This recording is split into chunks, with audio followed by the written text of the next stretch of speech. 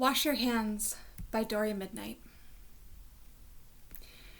We are humans relearning to wash our hands. Washing our hands is an act of love. Washing our hands is an act of care. Washing our hands is an act that puts the hypervigilant body at ease. Washing our hands helps us return to ourselves by washing away what does not serve. Wash your hands like you are washing the only teacup left that your great-grandmother carried across the ocean. Like you are washing the hair of a beloved who is dying. Like you are washing the feet of Grace Lee Boggs, Beyonce, Jesus, your auntie, Audre Lorde, Mary Oliver. You get the picture. Like this water is poured from a jug your best friend just carried for 3 miles from the spring they had to climb a mountain to reach. Like water is a precious resource made from time and miracle. Wash your hands and cough into your elbow, they say. Rest more, stay home, drink water, have some soup, they say. To which I would add, burn some plants your ancestors burned when there was fear in the air. Boil some aromatic leaves in a pot on your stove until your windows steam up. Open your windows. Eat a piece of garlic every day. Tie a clove around your neck. Breathe. My friends, it is always true, these things. It has already been time. It is always true that we should move with care and intention, asking, do you want to bump elbows instead with everyone we meet?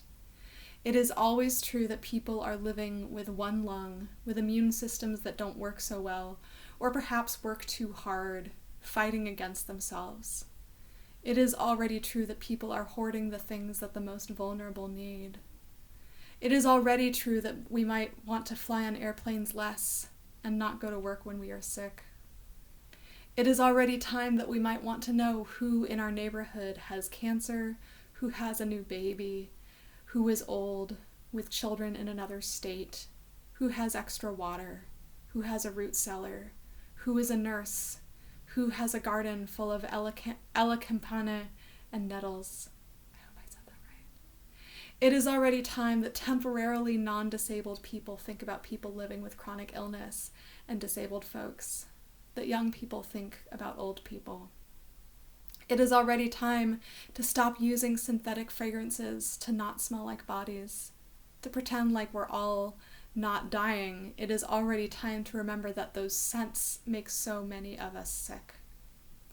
It is already time to not take it personally when someone doesn't want to hug you. It is already time to slow down and feel how scared we are. We are already afraid. We are already living in the time of fires. When fear arises, and it will, let it wash over your whole body instead of staying curled up tight in your shoulders. If your heart tightens, contract and expand. Science says compassion strengthens the immune system. We already know that, but capitalism gives us amnesia and tricks us into thinking it's the thing that protects us. But it's the way we hold the thing, the way we do the thing. Those of us who have forgotten amuletic traditions, we turn to hoarding hand sanitizer and masks. We find someone to blame. We think that will help. Want to blame something? Blame capitalism. Blame patriarchy. Blame white supremacy. It is already time to remember to hang garlic on our doors, to dip our handkerchiefs in thyme tea, to rub salt on our feet, to pray the rosary, kiss the mezuzah, cleanse with an egg. In the middle of the night, when you wake up with terror in your belly, it is time to think about stardust and geological time, redwoods and dance parties, and mushroom remediating toxic soil.